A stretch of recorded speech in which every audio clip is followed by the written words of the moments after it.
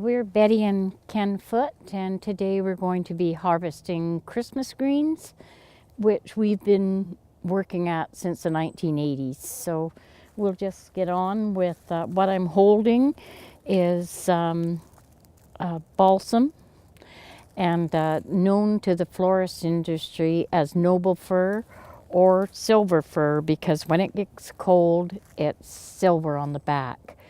You don't collect your boughs until after the first frosts come up in the mountains, because that sets the needles.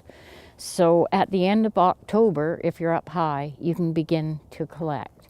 So Ken's just going to show you how to bale.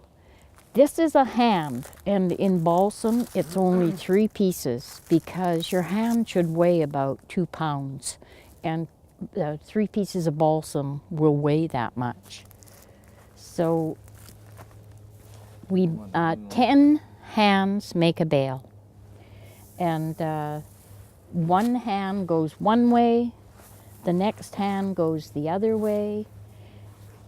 This is so you can thread your rope through the hands, and it'll stay firm when you're throwing it in the back of the truck or whatever you're doing with it. Yeah.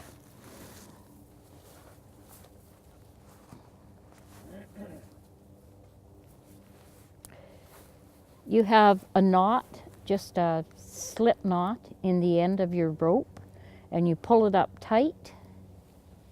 So when it's received in a floral shot, they only have to pull on the rope and it comes apart. They don't have to cut it or anything. Basically, the species that we collect are cedar and balsam, white pine.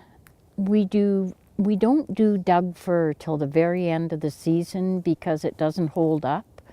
We never collect hemlock because the needles drop. And I can't think of, other than the red huck and the red osier, that's about it.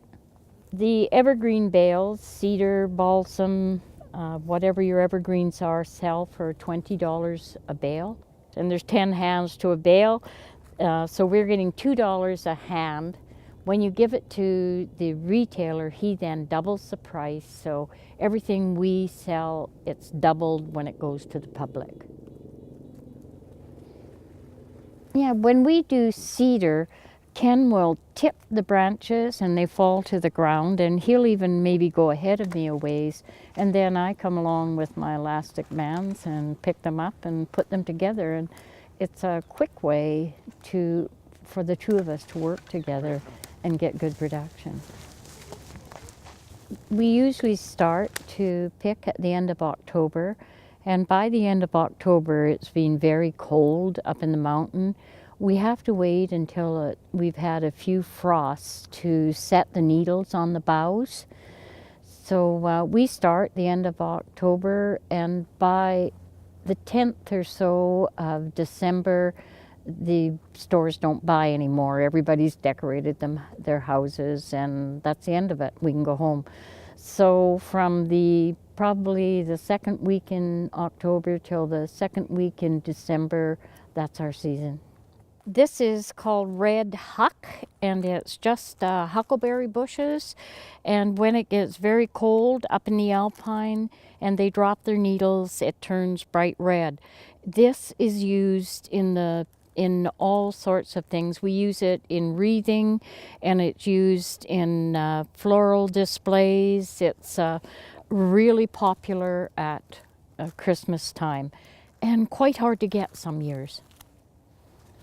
We put 2 one way, 2 another way, until we have 8 done. 10. And then we put 1 each way on the top.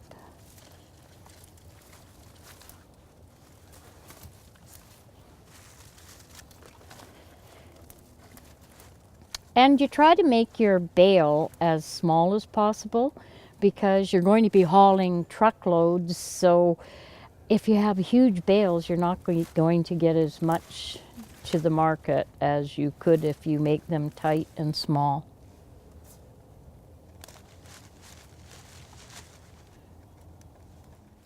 This bale we would sell for $25. We sell to retail outfits. We do nurseries and florist shops.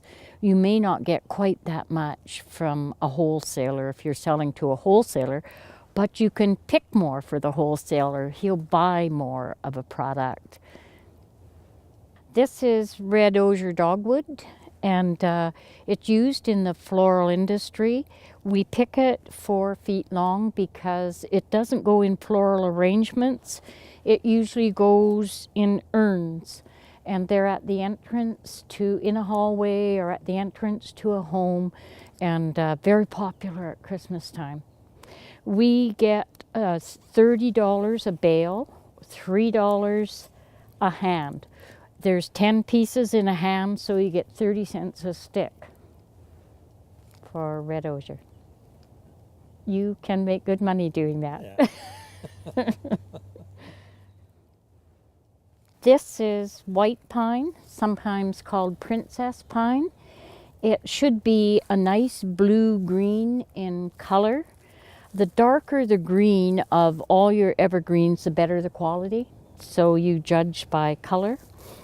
And pine, of course, is really popular for its aroma at Christmas time, and it's mostly in all floral arrangements. It's baled in the same way as the other evergreens, with 2 one way, 2 the other way.